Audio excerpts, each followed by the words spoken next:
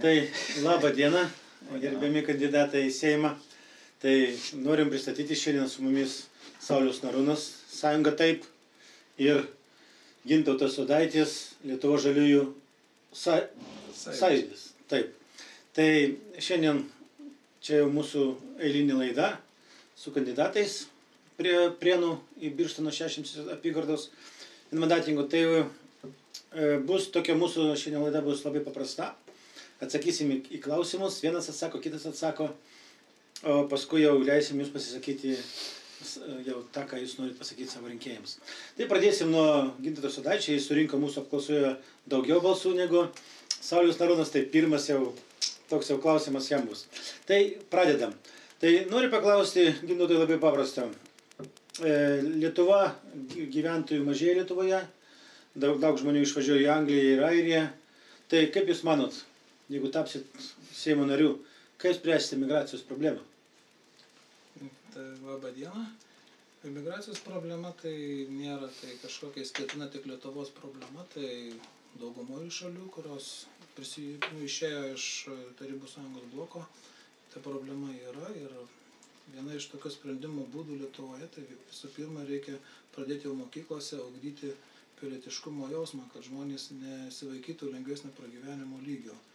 Aš galiu ir savo pavyzdžiui įrodyti, kad dirbant ir norint ir siekiant tikslo galima tikrai Lietuvoje gyventi gana normaliai ir daug esu jaunuolių paskatinęs ir jie šiuo metu tikrai yra pasiturinčių kompanijų vadovai ir jie gerai gyvena ir jie siekia savo tikslo. Todėl visų pirma reikalingas nors kiek garbės ir pilietiškumo jausmas tų žmonių, kurie išvažiuoja. Aišku, nėra čia idealios sąlygos pas mus to dalyko, o tas sprendimo būdas yra paprastas.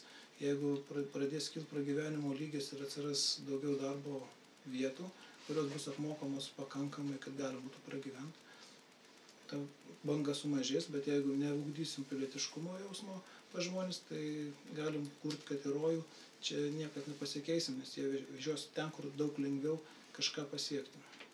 Supratau. Pakankamai įdomus požiūris į migracijos problemą. Sauliau, o jūsų manimu, kaip mes galime išspręsti šitą problemą? Visų pirma, labas vakaras.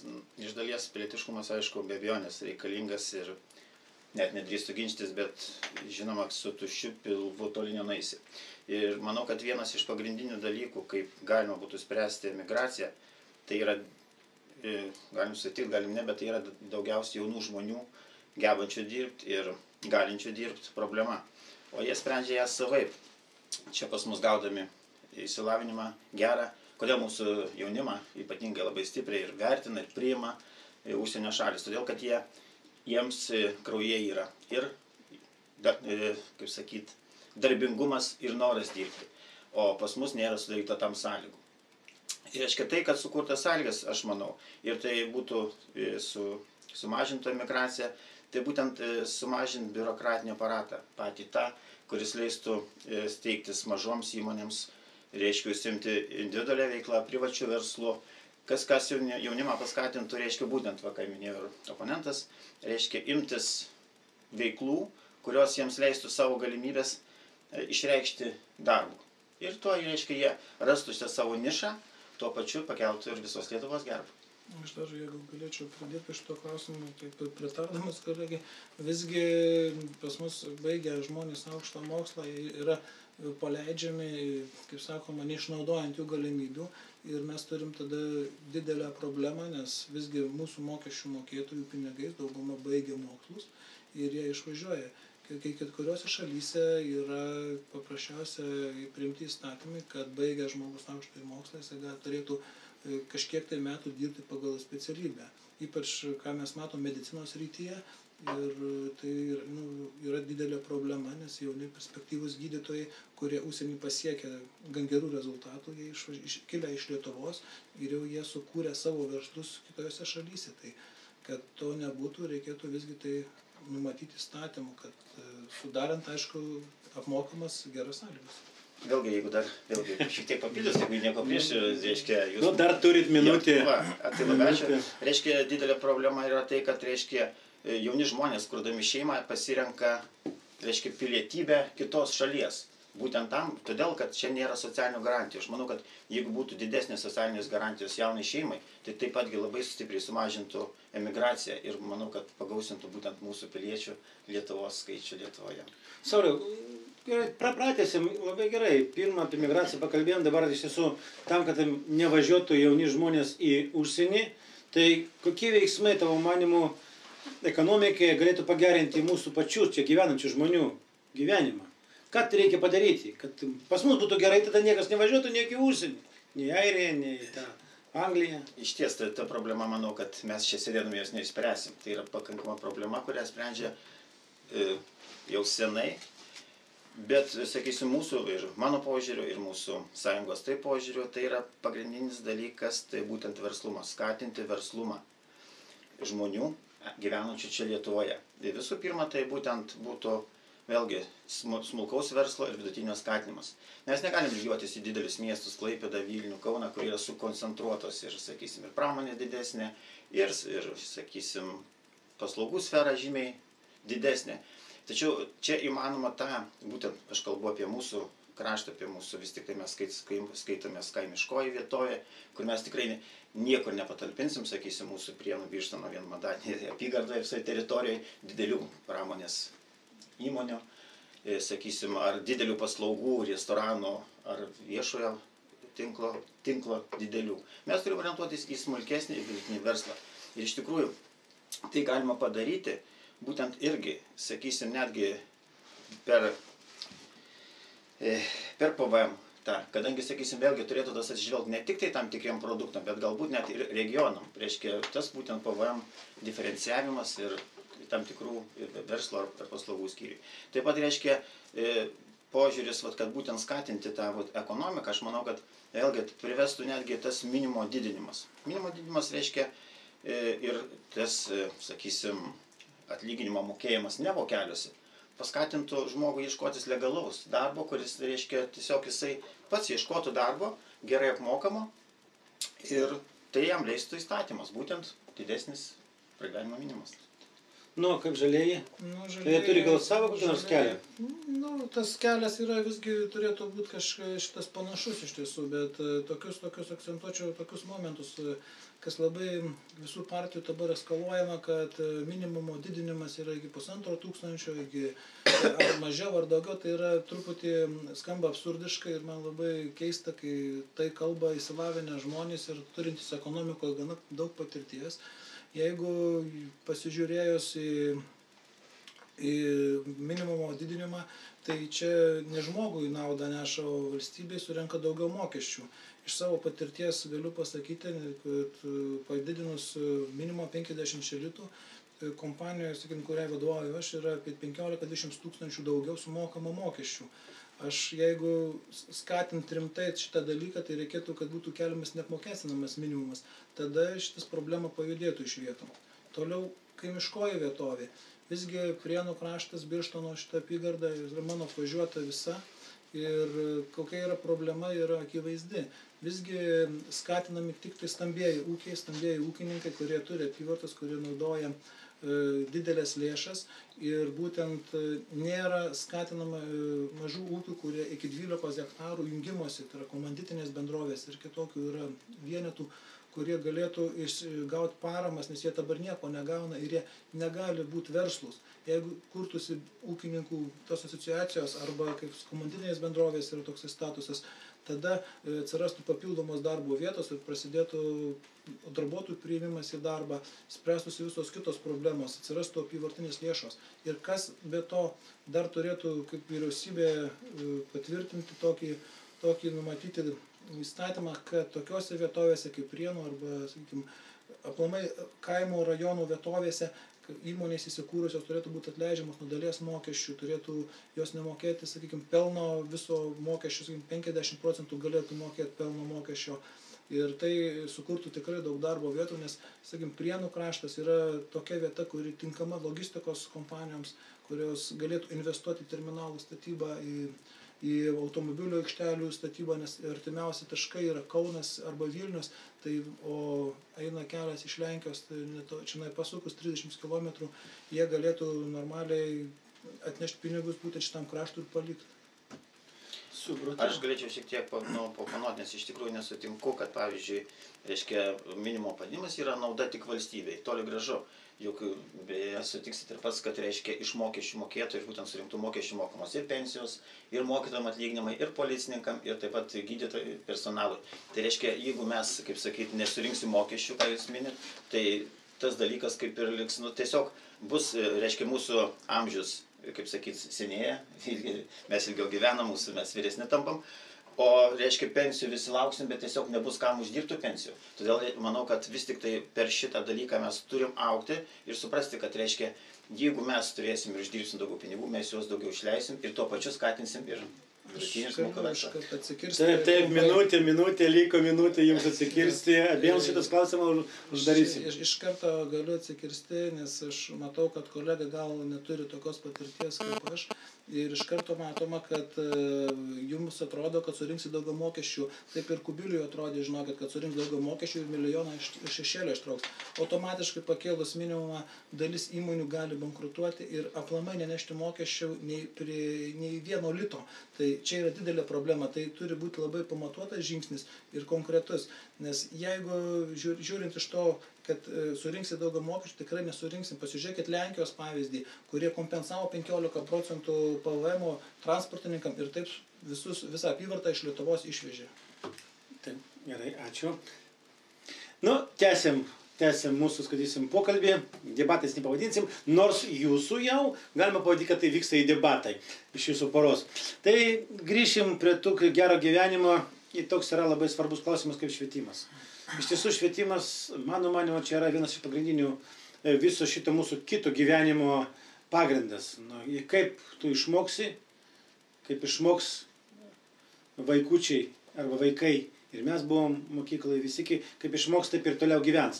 Tai pasakykit, dabar reforma dabartinė, kurie vyksta švietimo, ar jinai eina teisingai keliu? Čia jums, ponia Gintautai, jums šį kartą pirmenybė. Ačiū, nors gal kolega vyresnis. Aš tai galiu pasakyti, kad šiuo metu ta reforma, kuri yra, tai yra absurdiška ir paversti mokinius prekėmis, tai, manau, tik Lietuvoje taip sugebėtų ministrai, nežinia, kokios naudos siekiant ir kodėl. Gal nupirkti daugiau papildomai transporto priemonių, geltonųjų autobusikų, gal kažkokios kitos, bet tikrai nesiekiant švietėjiškos veiklos ir uždaryti, kaip ir mūsų krašte, šitiek mokyklų ir išvaistyti šitiek turto, sakykime, tai yra absurdas. Ir tas mokinio krepšelis, aš nemanau, kad turėtų būti. Atsisukime į istoriją ir pasižiūrėkim. Niekada švietimo įstaigos ir mokyklos kaimo ir rajonų nebuvo pelno siekiančios organizacijos, kas yra dabar. Jos nešė šviesulį į tą kaimą. Ir aš galiu pasakyti Žugoščio kaimo pavyzdžių, panaikinus mokyklą, kuri tikrai galėjo būti dalis Stakliškių arba Jiezno ar dar kažkieno mokyklų dalis, ar aukštesniosios kokios mokyklos bazė, turėjo būti surastas sprendimas, jo, kaip sakoma, nerado ir paleido vėjas turtą, kuris buvo vertintas milijonais, dabar jau tik 100 000 litų. Visgi švietimas turi būti tose kaimuose, tegul būna mažos mokyklos, tegul būna pradinės, tegul būna nors 1 ar 2 mokytojai ir tai bus jau didesnė nauda. Negali matuoti mokyklos reiklumo pagal pinigus, ar reikia tam, ar tas vaikas 2 ar 3, jisai neturi reikšmės. Anksčiau mokino motinos vaikus namuose ir jomis tai nieks nemokėjo ir tam vaikui nieks nemokėjo. Čia yra šiuo metu daromas absurdas. O kaip miesto sąjunga, taip, galime pasakyti, kad tai gimė mieste, kaip yra jūsų, Sauliau, kaip jūs manot? Aš manau, kad iš ties, reiškia, būtent čia yra didelė problema ir tai aišku, nesu aš švietimo specialistas, bet mano akim ir mūsų partijos požiūriu, vis tik tai krepšelis yra geras metodas, tik jis yra netinkamai taikomas. Jis taip pat turi būti diferencijuojamas. Kas tinka miestui, negali tikti, sakysim, kaimiškai vietoviai ir atvirkščiai.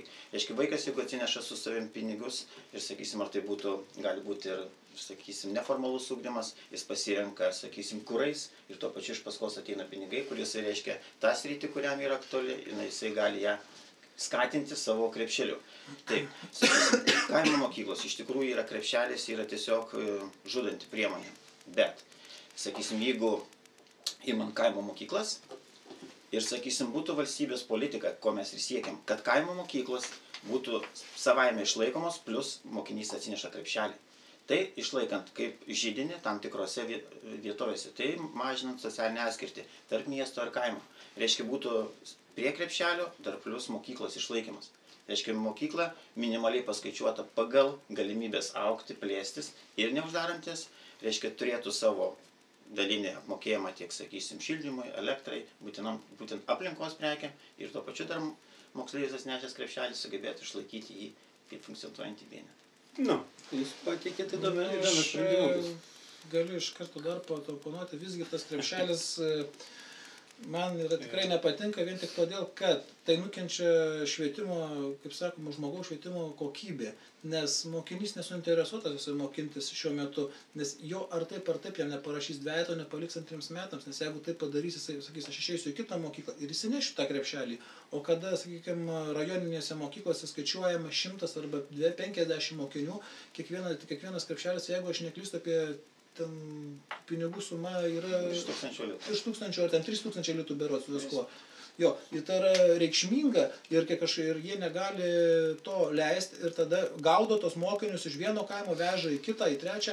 Žiūrėkit, Prienuose uždarė mokyklą tikrai su istorija, mokykla ir gera, perėjo mokyklą į kitą. Truputį, čia labai trumpai, reiškia, tiek, kad oponentas neįsiklausė, tai ką aš norėjau pasakyti. Aš noriu pasakyti, kad krepšelį vaikas atsineš į veikiančią mokyklą.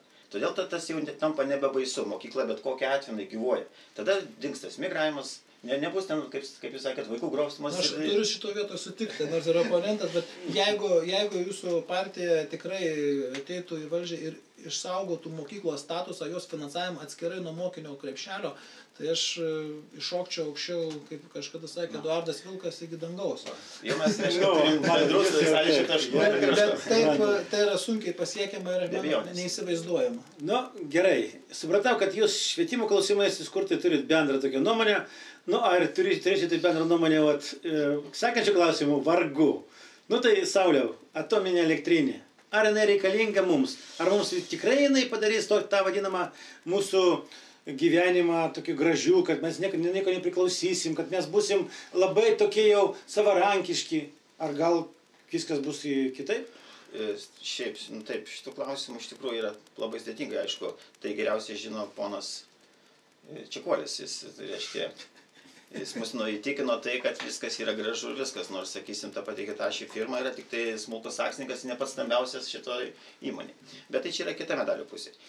Nemanau, iš tikrųjų nemanau, kad požiūris, kad visiškai nereikia. Vėlgi negalim sakyti, kad jos nereikia. Bet šiuo atveju, kaip dabar tas yra, lyg atrodo daromos papildomos spaudimas, vienaip ar kitaip apsispręsti žmogų, referendumas tai yra laisvos valios pareiškimas. Šiai dienai yra formuojama nuomonė, vienokia ar kitokia, būtent taip. Tai manau, kad koks bebūtų referendumo sprendimas, tai yra žmonių valios apsireiškimas. Mūsų ir aš, ir mūsų partija, sakysim taip. Taip ir turi būti. Šis referendumas, aš manau, kad turėtų būti ne kaip patariamasis, pritariamasis, o kaip nuosprendis. Ar mums jos reikia, ar nereikia. Nes, sakysim, pozicija tiek mūsų, tiek kitų partijų yra išreikšta, sakykim, vienokiu ir kitokiu būdu, bet žmogus vis tiek turi apsispręsti pats, kadangi čia yra labai svarbus, reiškia, mūsų kraštas. Tai jūsų nuomonė, tai reikalinga mūsų atominė ar nereikalinga? Mano nuomonė, asmeninė. Taip, kaip kandidato į Seimą, mano asmeninė nuomonė, kad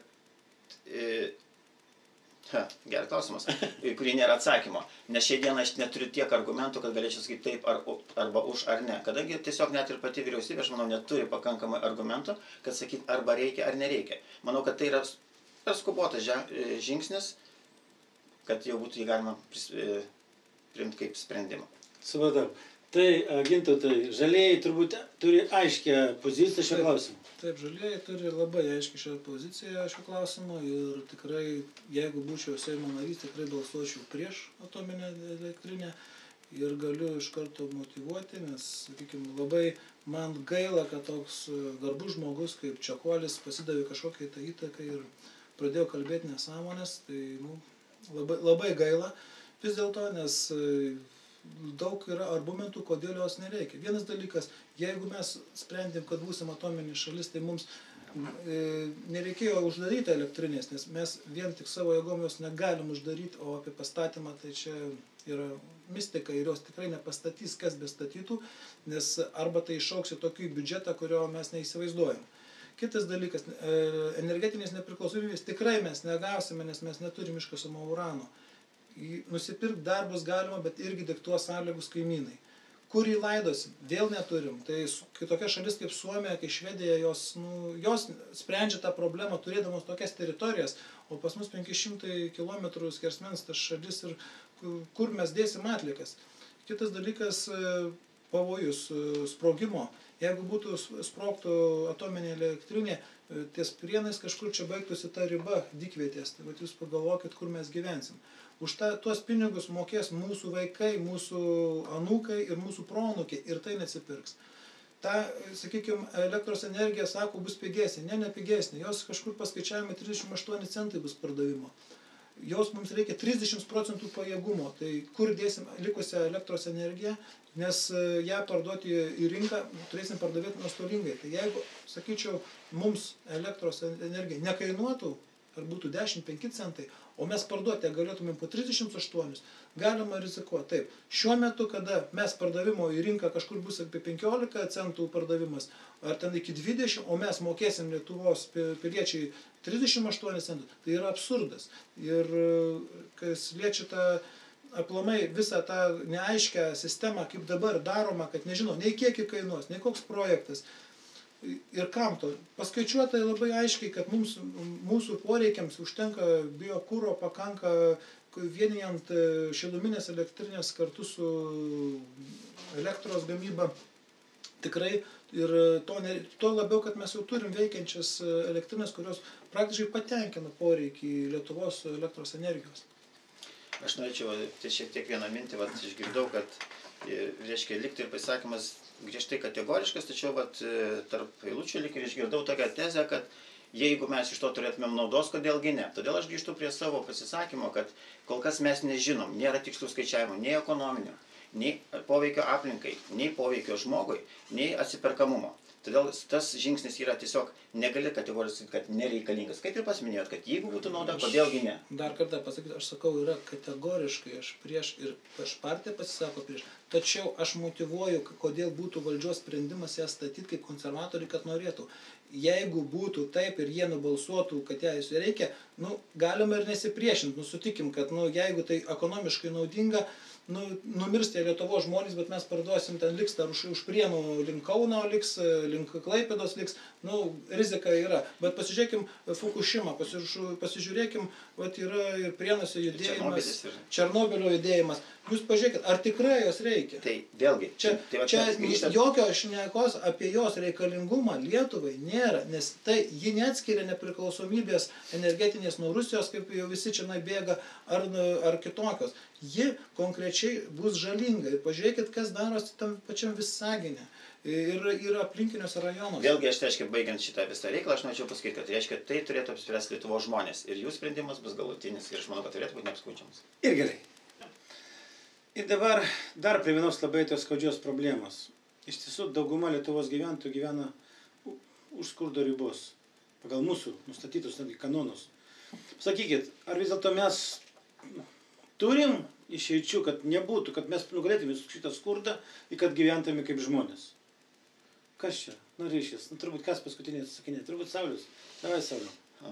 Žinoma, tai viena iš aktualiausių, reiškia, problemų, kurias reikia spręsti.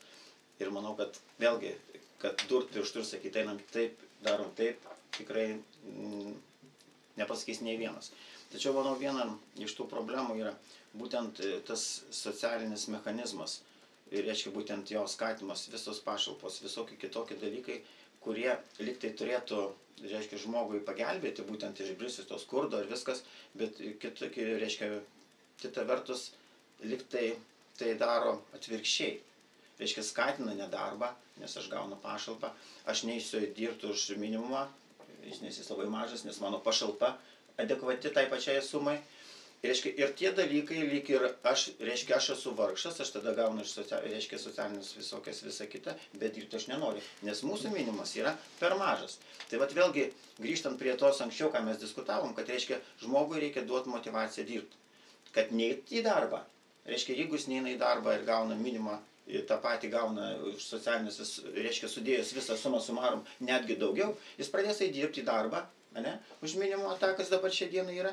Jisai gauna pinigėlius, plus nemoka, sakysim, jeigu jis daugiabutį už šildymą, reiškia, jeigu plus nemoka, gauna papildomas dar dotacijas ir taip toliau, tai sudėjus, tas žmogus, kur eina į darbą, jis gauna ženkliai mažiau. Jis gauna ženkliai mažiau, todėl kad jam, reiškia, mokesčiai, kurie jisai gauna minimumą, sakysim, šeimoje 3 žmonės, gauna minimumą ir jisai jau viršė savo tą pragyvenimo. Tai ką daryti, kad taip nebūtų? Skatint darbą, skatint verslumą, reiškia, didint užmokestį vidutinį, šiais metais net iki 1000 ir toliau augimo tvarka, kad žmogui atsirastų motyvacija dirbti ir uždirbti. Ir reiškia, kada jis bus motyvuotas ir norės eiti į darbą, nes 8 valandas galima atbūti ir galima dirbti. Reiškia, visa kita turi būti augime. Tik tai skatinant verslą ir būtent motyvaciją darbą. Dėl verslo tai aš tikrai pritarčiau, labai gerai, tačiau yra Lietuvoje kita medalio pusė ir aš labai norėčiau būti toks skurstantis, kaip kai kurie Lietuvos žmonės pagal mūsų statistiką. Kadangi aš jau nekartą įrodžiau, kad aš truputį pirmą atlieku darbus, o paskiau kalbu, tai iškart galiu pasakyti, kad man teko pasidomėti tam tikrai žmonėm, kurie Lietuvoje skursta ir jų pajamos tikrai viršia mano kaip direktoriaus pajamas per mėnesį. Todėl visgi jau mes Lietuvoje turim tokį pavyzdį, kada savivaldybės pačios sprendė pašalpų dalinimą ir kada 15–20% tų pašalpų gavėjų sumažėdavo. Visgi reikia žiūrėti pirmą, kaip ir aš prieš tai minėjau, į žmogaus moralę ir pilietiškumą, kad jisai būtų nors kiek garbingas ir nesistengtų gyventi iš pašalpos. Iš tiesų, dauguma žmonių stengiasi būti to statistinių skurdo vienetų, kad jis gautų tas lengvatas šildymų, kad jis gautų tas pašalpas, kad jam nieko nereiktų daryti oficialiai ir jis gauna pragyvenimo lygį. Ir prie to prisidurti, kaip Pagėgiuose, kaip kitose regionuose trupučiuką 1–1000 ar 2000 į mėnesį nelegalių pajamų ir jis tikrai gerai gyvena. Kada turi šitas visgi tos tarnybos, kurios dalina tas pašalpas, visgi kreipti tai dėmesį. Ir ką mes gausim iš to? Jeigu mes pradėsim griežčiau kontroliuoti šitą dalyką, tie, kuriem tikrai reikalingos tos pašalpos, jie galės gauti jas didesnės.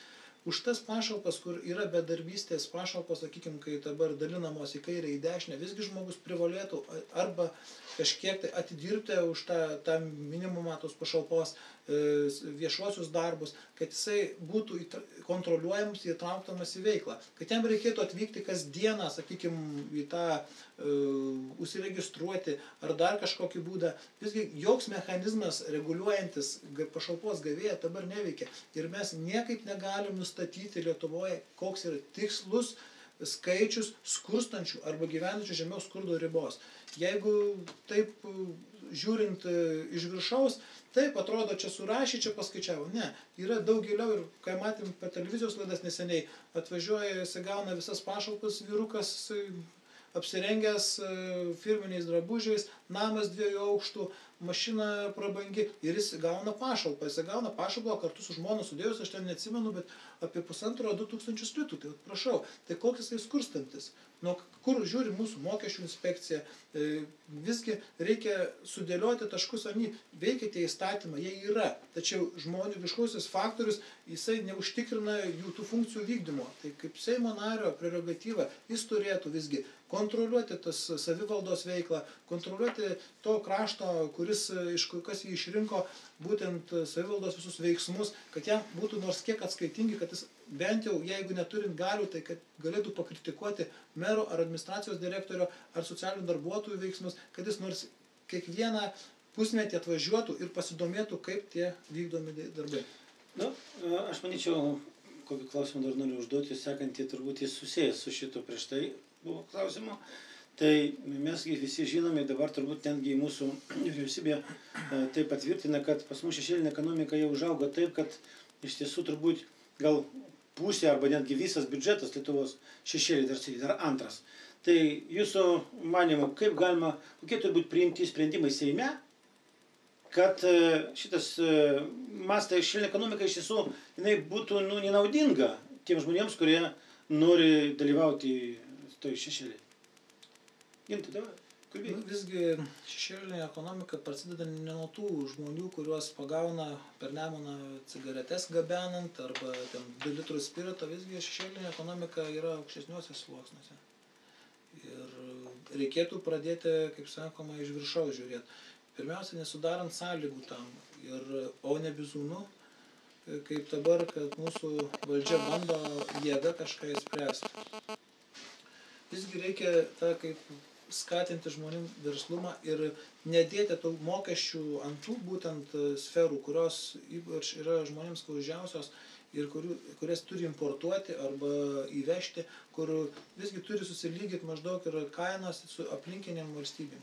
O didžiausia yra problema ta, kad, sakykime, šešėlinė ekonomika ne vien kontrabanda, tai yra ir kitos rūšys, sakykime, tiek versle, tiek ir pačioj politikoje, sakykime, laikraščiai rašo straipsniai, mirga, tačiau jokių akivaizdžių veiksmų iš pareigūnų, kurie turėtų atlikti savo darbą, nesiima. Prieš rinkimus truputį visi pagerėja, o paskui viską mes vėl pamirštam. Sauliau, kaip jūsų nuomonė? Na ir kaip jūs ir minėjot, anksčiau, kad reiškia, tai tie tarp skurdo ir šešėlio yra tiesiog ir tas lyg atrodo neatsiejama, bet tiesiog ribos nenubrėši. Sunku atskirti, kas yra šešėlinė ekonomika, kas yra skurdas. Ta prasme, kad kita vertus gal žmogus iš skurdo užsiema, reiškia, veikla, už kurią nemoka mokesčius, to reiškia gaudamas kitų mokėtojų mokesčių pinigus per būtent socialinės pašalpas. Bet manau, kad vis tik tai visą tą reguliuoti reikėtų per mokesčių sistemą. Kad reiškia būtent, kad žmogus būtų suinteresuotas dirbti legaliai ir mokėti mokesčius. Tai būtų, sakysim, jam taikant lengvatinį PVM sistemą tam tikroms verslo rūšims ar, sakysim, paslaugoms, kad žmogus, reiškia, suprastų, kad kam jam rizikuoti kažką tai gyvenant savo verslą, kada jisai galės, reiškia, savo verslą auginti legaliai, įteisinti ir iš to turėti ir pats naudos, ir būtent savo aplinkai, būtent per mokesčių sistemą, išmokant mokesčius kitiems. Tai aš manau, kad vienas iš pagrindinių dalykų, ištraukiant mūsų visą tą reikalą iš verslo, aišku, nekalbant apie jau stambiaus masto korupcinius, reiškia, dalykus, kurie tikrai yra nekontroliuojami, neprognozuojami dažniausiai, tai būtent per mokesčių valdymo sistemą. Būtent įvedant diferenciaciją tiek PVM, tiek ir kitos mokesčius. Supratau. Dėl tos šešėlinės ekonomikos dar norėčiau pridurti, visgi mes jau buvom pradėję iš tos duobės po truputį prieš tą krizinį laikotarpį, kaip čia, kopti ir jau žmonės buvo daugiau suinteresuoti visgi rodyti tos mokesčius, nes buvo visgi naudinga ir tie verslininkai, kuriems buvo sudarytos sąlygos, sakykim, jaunoms įmonėms, jau buvo pradėję tų mokesčius, sakom, kuo daugiau stengti sumokėti valstybė, nes jie iš to gaudavo naudą savo ir savo verslui. Po to šitas krizės laikotarpiu viskas vėl grįžo. Naktinės reformos aplamai paskatino ne ėjimą į šviesą verslo, o jį dar labiau privertė susitraukti, nes ir mokesčio padidinimo, sakykim, to pačio PVM-o, ir bankų, sakykim, paprasčiausiai ministras pirmininkas išgąsdino žmonės, tai nebuvo tokia kažkokia didelė tragedija, bet išgąsdino žmonės, šitas bankai pradėjo neduoti verslui paskolų ir ką verslas turėjo daryti, jisai pradėjo bankrutuoti, trauktis ir eiti į tą vadinamą šešėlį, mažinti darbuotojų etatus, taupyti per žmonių sąskaitą. Reikia visgi pasižiūrėti, kas buvo padaryta iki tol ir stengtis daryti tąsą tų darbų, o ne kurti kažką iš naujo ar skambiai kalbėti, kad ištrauksim milijoną šešėlių gaudydami cigaretės per Nemuną. Tai yra absurdas. Dar aš keletą žodžių, jeigu tai vis tiek keletą žodžių. Reiškia vis tik tai mano supratimu, kad šešėlinis verslas yra verslas ir jį reikia neuždaryti, ne represijom, ne kažkokiom griežtom priemonėm, bet stengtis sudaryti visas priemonės būtent per mokestinę sistemą, kad tas verslas įsiteisintų. Nes sukurt naują yra žymiai sunkiau, negu jį, reiškia, vystyti arba tęsti toliau. Sakytis, mano klausimas tikrai padėsiu Jums atsakyti turbūt visus šitus prieš tai buvusius klausimus, kurie buvo Jūs suprasti. Sakykit, Sauliau, iš tiesų, kodėl Jūs išvis kandidatuojate į Seimą? Kas čia per panacėją tokia? Jo, iš tiesų, sako, sunkiausia atsakyti pačiam savo, ir klausimas čia man iš vidaus reiškia. Tai kodėl Jūs? Va, bet iš ties, tiesiog, kiekvienas žmogus mes čia gyvenam, čia mano vaikai, 3 berniukai jau užauginti, visą kitą. Ir reiškia, tie visi dalykai, kas vyksta Lietuvoje, tiek, sakysim, ir tas socialiniai dalykai, ir švietimo, ir tiek emigracija, jie tiesiog paliečia, aš jau kalbu konkrečiai ir mane patį.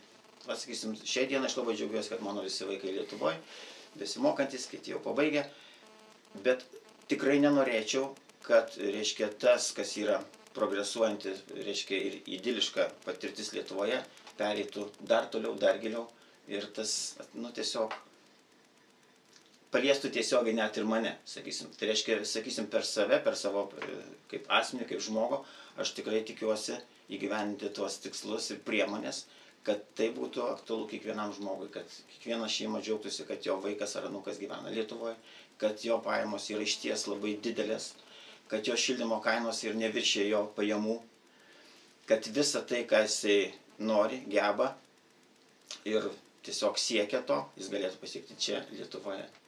Supratau. Tai iš tiesų jums taip užtenka veiklos. Žalieji, jie labai aktyvūs. Kam dar reikia, verslą turit, kam dar reikia vienos veiklos į Seimą? Kaip jūs sakėt, kad mes vienas kitam nelabai pritarėm šitoj vietoje, aš turėčiau tikrai pritarti oponentui. Visgi vienas iš tų tikslų tai yra vaikai ir dėl jų žmonės daug ką gali padaryti, ir tėvai, kurie mato juos augančius. Ir aš labai daug girdėjau aplinkui aimanuojančių, labai daug girdėjau keikiančių valdžią, labai nepatenkintų sprendimais, bet iš tų daug išvažiuojančių, kaip jiem gerai užsienį, bet ne vienas iš jų netėjo ir nepasakė, reikia keisti, reikia bandyti pačiam pakeisti. Jeigu mes patys neįsim į Seimą, jeigu mes patys nedalyvausim politinėje veikloje, tai kas už mus padarys? Padarys tie, kuriems labai tai paranku. Tiems, kuriems yra įdomu daryti verslą svetimų sąskaitą. O jeigu žmogus, kuris bandys kažką pakeisti, ateis į Seimą, jisai ir sieks savo tikslo. Aš kiekvieno tikslo, kurio esu siekęs, aš esu pasiekęs. Ir jeigu man pasisektų tą tikslą įgyvendinti Seime, visgi tas problemas būtų galima įspręsti. Yra padarytas tyrimas šito krašto, būtent Prienų Birštono apygardoje, apklausti visi žmonės, kurie buvo atėję susitikti su manimi, apvažiuoti kaimai, kuriuose nėra privažiavimo ir įteikta peticija merui. Ir visą tai rodo, kad galima pakeisti. 5 problemos buvo prašomos įvardinti ir 5 problemos jas tikrai galima įspręsti per 4 metų Seimo kadenciją. Ir būtent gal iš esmės jų neįspręsti, pati sumažinti, kad tą diagramą, kurią galėsiu pateikti vėliau, kad jis sumažėtų arba įsilygytų maždaug vienam irgi, nes dabar labai didelis atskirtys yra. Aš iš jūsų atsakymą supratau, kad jūs žinot, ką darysit Seime, taip? Be abejonės. Tai aš šitoj laidoje trupučiuką pakeisiu savo eigą, tai kad aš visada šitą klausimą uždavinėjau po to, kaip jūs kandidatą pasisakydavo rinkėjams žodį pasakydavo, tai aš noriu paklausti, gerai, taip išėjo, kad jūs jau Seime, jau ieškot savo šiltų vietų, kur atsisėsit ant geresnių. Kokiam komitete ruošitės dirbti? Gintautai. Visgi žmogus, kuris ateina į Seimą, jis visgi turi kuruoti tą sritį, kurią išmano, kurios jis yra specialistas. Aš esu miškininkas, aš galiu dirbti gamtos apsaugos komitete. Aš turiu šitas ekonominės patirties, sakykime, verslo, aš galiu kuruoti, sakykime, kažkokių tai tų sričių, kurios reikalauja patirties susijusios su verslu, sakykime. Tai yra 2 kryptys, daugiau aš kaip ir negalėčiau kažkur daug. Suprantu. O koks pirmas įstatymas būtų arba pataisa būtų pateikta jūsų, jeigu žiūrėti iš dabartinį, ką jūs norėtumėt pakeisti, koks būtų jūsų pirmas žingsnis? Mano pirmas žingsnis visgi būtų toks, kad visgi reikia pradėti nuo savęs ir būtent, kad žalieji nieko labai negali didelio pasiūlyti skyrus žmogui sveikatą. O sveikata yra brangiausias žmogaus turtas, ką jisai turi. Todėl visų pirma reikėtų pradėti nuo visų tų, kurie kenkia žmogaus sveikatai. Visų pirma būtų mano vienas iš tokių prerogatyvų iškelti Seime klausimą dėl, nes vienas Seimo narys jisai negali priimti, kaip žinot, visgi iškelti klausimą dėl valstybinių vaistinių steigimo, visgi, kad žmonėms būtų sudarytos tos vaistų pirkimo konkurencinės sąlygos. Pažiūrėkit Prienuose, kiek vaistinių ir padarykit tyrimą, visų kainos vienodos, tai ką jie visi iš vieno tiekėjo perka? Ne, tai yra visgi, reikia, kaip ir buvo tas klausimas, šešėlinė ekonomika, karteliniai susitarimai. Štai apie tai iš karto reikėtų šnekėti ir šnekėti drąsiai ir tai kelti į viešumą. Tai niekas nieko nedaro. Visi pakampiais kalba ir nei vienas neiškelia tiesiogiai klausimo, sakykime, Seime. Visgi būtų vienas mano iš tokių pataisimų, kad kiekvienas sritį švietimo turi kuruoti švietimo, išmanantis žmogus gydymo, ne taip kaip dabar, kad, sakykime, pradėti nuo tos pačios gamtos, kad gamtos saugos pareigūnais taptų statutiniais pareigūnais ir kad galėtų jie visgi dirbti pagal taip, kaip priklauso. Sauliau, į kokį komitetą jūs ten jau? Jo, į komitetą aš manau, kad viskai esu inžinierius mechanikas ir iš tikrųjų visą laiką tai versle. Tai atsakysim, buvau taryboje, taip pat buvau ekonomikos komiteto pirmininkas. Ir manau, kad aš tikrai norėčiau dalyvauti būtent ekonominiam komitete, kur yra iš tikrųjų nuo to reikėtų pradėti, sakysim, ypač mūsų krašto aktualu. O mano pačio būtų tai, ką aš galvoju padaryti atėjęs į Seimą. Tai būtų tai, ką aš ir savo prisistatymuose, tiek savo informacinė medžiagoje skelbiu, kad mano asmeninis įsipareigojimas yra būtent pradžiai yra Prienų rajono ir Birštono miesto gyventojams. Tai, kad panaudojant vėjo jėgaines bei saulės baterijas apšviesti miestelių gatves ir tiesiog apšviesti miestelių gatves. Ir manau, kad tai aktualu būtų kiekvienam rajonui, kaimiškajam, kadangi tai yra labai aktualu tiek dėl sveikatos, kadangi vyresniam žmogui yra svarbu nepaslysti naktį einant tamsia gatve, tiek ir saugiai ateiti namo po darbo, ar iš anūko, ar iš kitur. Tai vis tik tai toks būtų mano pirmas darbas, ką aš atėjęs padaryčiau Seime, tai įgyventi savo įsipareigojimą, ne pažadą, bet įsipareigojimą Prienų ir Birštono gyventojams. Kokiu būdu jūs norite įsipareigojimą? Paimsit, nuo ko tai norėšit didelį sumą pinigų atiduosit Prienams, ar įstatymo pataisas kokius tai padarysit, kad galima būtų visoje Lietuvoje? Taip, būtent. Todėl, kad šitos priemonės neįgyvendinsi tik vienam rajonui, tai yra valstybinė priemonė. Supratau. Gerai. Gintautai, prašau, pasisakykit, kodėl būtent jūs turi išrinkti į Seimą, o ne, skaitysim, jūsų oponentą Saulį? Visų pirma, kad aš esu visgi nepriklausomas kandidatas ir neturintis jokių įsipareigojimų partijai, nors mane kelia Lietuvos žaliųjų sąjūdžio partija, tačiau pagal sąrašą esu jais kaip ir neinu. Visų pirma, dauguma kandidatų, kurie kandidatuoja į Seimą, jie yra dabar šiuo metu savivaldoje, viena kita funkcijas atlieka. Ir labai gaila girdėti pasisakymus, kad jeigu mane išrinks, tai aš padarysiu tą ar aną. Visgi kai kurių, sakykime, kandidatų į Seimą šiuo metu pareigos leidžia tos reformas daryti savivaldos lygmenį ir jie tikrai nereikia eiti į Seimą. Daug pažadų matom ir aš tų pažadų tikrai nemanau, kad vienas Seimo narys gali padaryti.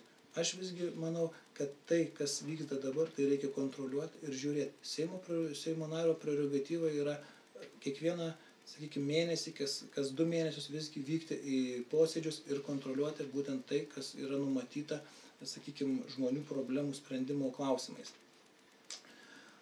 Aš esu pagal specialybę miškininkas, turiu tikrai nemažą patirtį versle. Esu praėjęs visus gyvenimo etapus, galiu kalbėti su kiekvienu žmogum lygiai, tiek su eiliniu darbuotoju, tiek su aukšto lygio vadovu. Turiu vadovavimo patirtį, turiu žinias, kurias galiu perteikti. Bent jau savo įmonėje esu įdarbinęs daug šito krašto jaunų žmonių. Daug esu parodęs kelią kitiems, kurio reikia eiti keliu ir jie labai sėkmingai šiuo metu tai daro ir turi savo tikrai gerus gyvenimus. Todėl aš galėčiau ir kitiems žmonėms savo pertikti patirtį ir parodyti, kaip reikia daryti. Nes vien tik pažadais nieko negali padaryti. Turi rodyti, turi skatinti ir turi eiti kartu su jais. Tada žmogus pamato kažkokį tikslą, jis užsikabina ir stengiasi to tikslo laikytis. Supratau, Gintas. Sauliau, jūsų žodis. Mano žodis. Aš esu iškeltas kandidatų vienmandatėje Birštono Prienų rinkiminėje apygardoje nuo politinės organizacijos Sąjunga taip. Beje, manau, kad daugelis žino, tai jos vadovas ir pirmininkas yra Vilniaus meras Zuokas. Reiškia, Sąjunga taip ateina rinkimus nežadėdama, o įsipareigodama. Kiekvienas, tiek rašytinis, tiek žodinis pasisakymas mūsų kiekvieno kandidato, kiekvieno partijos nario yra įsipareigojimas savo rinkėjams. Yra 5 kertiniai akmenys, kuriais pagrįsti būtent pagrįstas mūsų ėjimas į valdžią ir būtent žmonių gerbūviui pakelti. Tai vienas yra iš pagrindinių yra augančios pajamos. Tai reiškia vis tik tai 1000 eurų yra realu, netgi lyginant su Vilniaus šios dienos Vilniaus mieste uždirbamomis algomis. Antras būtų Seimo atgimimas. Seimo atgimimas tai sumažint Seimo narių skaičių nuo 141 iki 101. Deja, nepavyko mums įgyventi referendumo ir surinkti 300 000 parašų, nes kaip žinia, kada buvo įvesta 300 000 kvota, ženkliai daugiau buvo gyventojų gyvenančių Lietuvoje. Bet labai džiaugiuosi, kad 2,5 tūkstančio, daugiau kaip 2,5 tūkstančio Prienų rajonų gyventojų pasisakė, taip reikia mažinti Seimo narių skaičių. Būtent šita priežastis vėlgi mus skatina eiti į Seimą ir įgyvendinti tų žmonių lūkesčius, kurie pasisakė būtent už šį pirmumą. Toliau yra sekantis, tai yra Lietuvos verslo atgimimas, būtent skatinant smulkų ir vidutinį verslą. Skatinti žmonės, kurie turi inovacijų, kurie turi užmanymų, idėjų, jiems padėti maksimaliai, sumažinti biurokratizmą, reiškia tarnautojų kišimasi į ten, kur iš tiesų jie tik galėtų būti kaip patarėjai. Sekantis būtų labai svarbus mums visiems, tai būtent 20% sumažinti šildymo sąskaitas. Tai yra sąskaitas už šildymą 20%. Kuo tai? Taip būtų paremta būtent atnaujinti ir kiek maksimaliai įgyvendinti būtent būsto renovaciją, kad skatinti būtent tas valstybės investicijas kad būtų maksimaliai būtų investuojama į pastatus taupančius energiją. Tai galima, sakysim, tai programos, kurios šiai dienai yra skatinamos ES, bet jos nėra įgyvendinamos vėlgi per biurokratinius mechanizmus, per bankus ir kitas institucijas. Ir dar vienas, kas mums yra taip pat labai svarbu, būtent miesto atgimimas. Nes šiai dienai liktai yra savivalda, liktai yra, reiškia, miesto kažkokia teisės, bet iš tikrųjų visi yra beteisiai. Tam, reiškia, mūsų, reiškia, priemonė viena įsteigti miestų fondą, kuris tas fondas apvienytų tiek ES lėšas, tiek savivaldos lėšas, tiek ir kitų ES finansinius šaltinius, kad apjungus tas lėšas būtų galima tikslingai panaudoti tarp miestų, pačiuose miestuose ir skatinti būtent augimą pačios savivaldybės, o ne visumoje tik tai tam tikrų atskirų regionų. Nu kągi, jūs ką norėjot, tai pasakėt. Skaitysim, mes išgirdom taip pat jūsų atsakymus į klausimus. Tai dar kartą noriu priminti, kai Vitrina TV, skaitysim, žiūrovom ar lankytojom mūsų portalą, kad šiandien su mumis buvo Sąjungos taip atstovas Saulius Narūnas ir Lietuvos žaliųjų sąjūdžio atstovas Gintautas Sadaitis. Nu kągi, sėkmės jums rinkimuose. Ir aš manau, kad jūs dar vienas klausimas labai paprastas, tik atsakykit labai trumpai. Ar tikitės į antrąją etapą patekti? Jokių būdų. Eisim iš pirmo etapą. Supratau, o jūs, Gintautai? Čia žmonės sprendžia. Supratau. Gerai, ačiū jums. Ačiū jums.